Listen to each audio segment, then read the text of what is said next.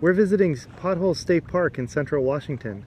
As you can see from the activity behind us, you're probably coming here for boating and fishing. We're here on a gorgeous, beautiful weekend, and we're going to give the inside information on this beautiful state park. Now, we travel full-time and we have a pretty light load, so we don't bring a boat or kayaks with us. But I think someone's missing their boat. I am missing my boat. I grew up boating, and if I had a boat right now, I'd be on that water skiing, tubing. And that's probably why you'll come to this state park too, is for the boating and the fishing.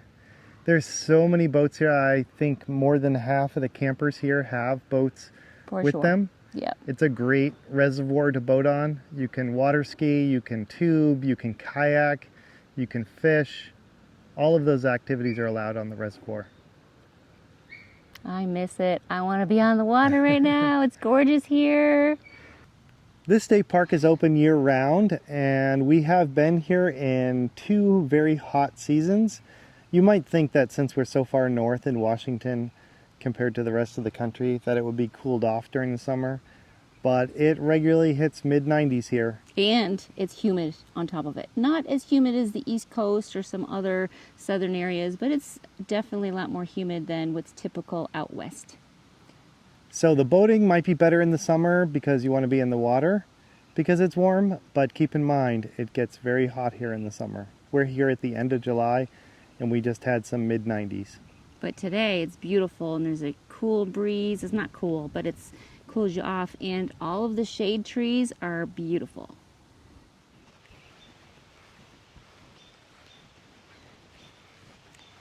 Wow, I just love this big open field. There's greenery everywhere. Look at all the beautiful trees. There's so many different varieties.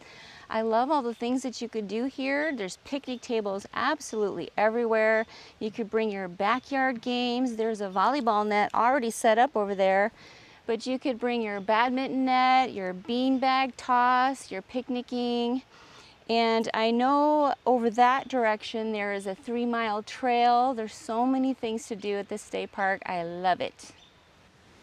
As you can see behind us, they have this really cool playground for the little kids. It's not little, it's big. It's a nice one. It actually is one of the bigger ones that we've seen in this state park. It looks like there's a lot of things for kids to do here. Our loop of the campground is filled with 5 different families. Yeah, they all know each other. They have a bunch of kids and they're riding around on their bikes, scooters and things like that. Lots of things for the kids to do here. And when you say loop, it's like an actual circle. So it's a tight little circle. It's not just like a regular campground loop. It's a circle. So you really feel like your kids they know where the boundaries are to stay nearby. Pretty cool. Pretty cool place to bring your family. There are 61 dry camping sites here, so no electricity, no water, and no sewer. They do have shared water hookups. There's one down the road, and they do have some pit toilets scattered throughout, but no amenities. The sites are a little bit slanted, dirt, but they do have a fire pit and a picnic table. The state park has decent amenities. They have showers, which are free, hot showers, flush toilets, and at the entry station they have a dump station. Everything you need for camping. In addition to the 61 dry camping sites, there are 60 full hookup sites.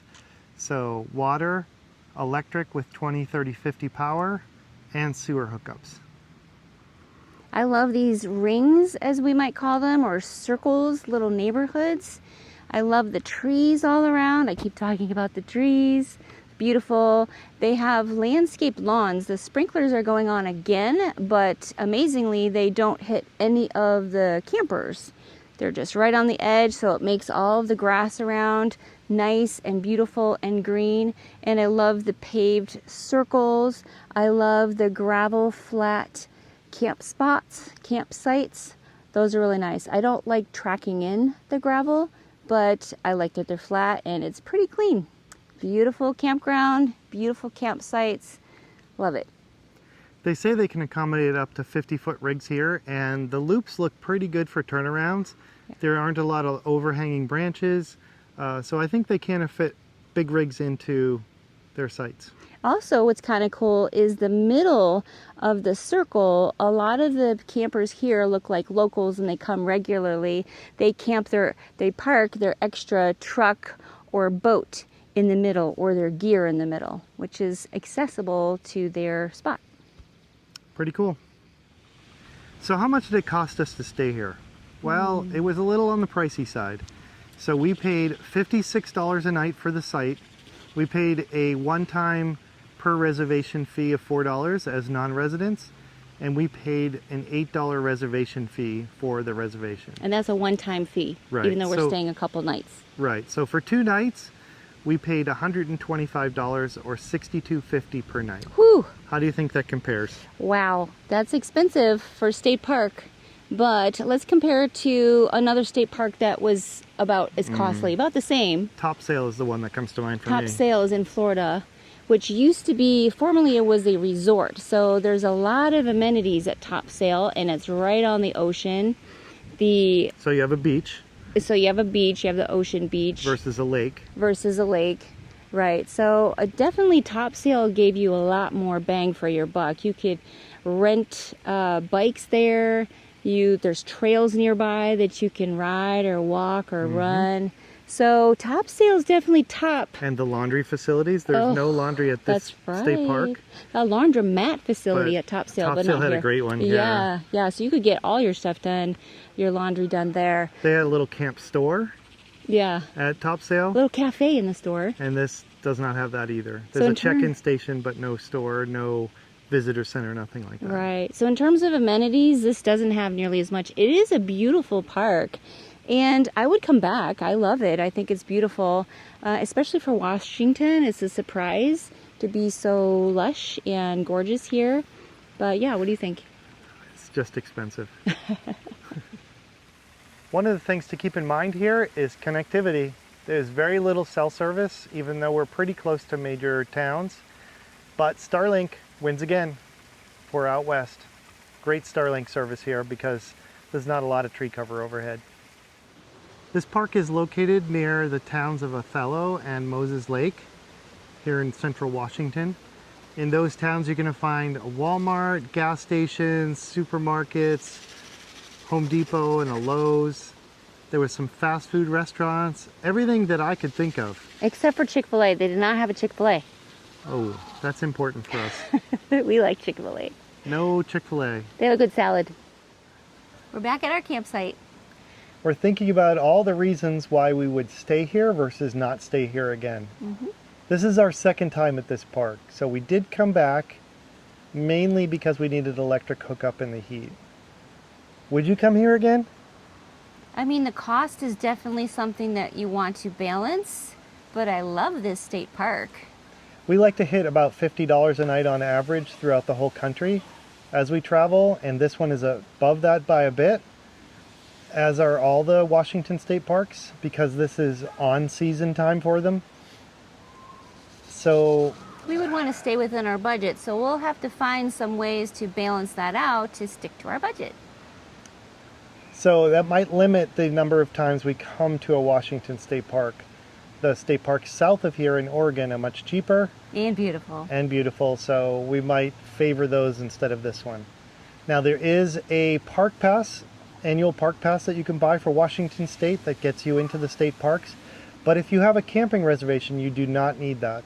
That's good to know. So instead of paying their $35 annual pass, which I think is going up to $45, or the $10 a day, it's all included with this. We love giving you the inside information because we travel all across the country for many years now, and we love staying at state parks. And it's always confusing and a lot of different variation in state parks, so we love giving you the insider information. Given that we don't have a boat, and this park is mostly about boating, this is kind of a stopover campsite for us. Even though we're here 2 nights. We're taking a break. We're about midpoint between Coeur d'Alene and Rainier. Both are about 2 hours away, one to the east and one to the west. So this is a perfect stopping point for us along the route that has full hookups. We can stop, rest, recharge. It is a beautiful park, so we can walk around, But other than that, it's kind of a stopover, and I think it's kind of an expensive stopover for us. It is expensive That's just my for a hesitation. stopover, for sure. But I love waking up to the beauty, the sound of the birds, the manicured lawns. So if you had to rate this park, what would you give it? I guess I would give it a 4 out of 5 just because of the cost. Everything else is beautiful, lovely, gorgeous, beautiful stopover. Yeah, so 4 out of 5 for me. If I was a local, probably 4 out of 5. As a non-resident passing through without a boat, probably a 3 out of 5 based on the cost. Really? But it's a pretty park. It's pretty quiet. There aren't any trains or highways nearby. Good point. I would maybe not be a fan of the circle campsites, the loops. Unless I was here with a reunion, a group of people, it's very conducive to having a group of people. And everybody in our loop, almost everybody seems to know each other and they're all hanging out, which is great. But if you want a more reclusive site, maybe it's not the park for you. Good point. Well, that's our review. Pothole State Park. Pothole State Park.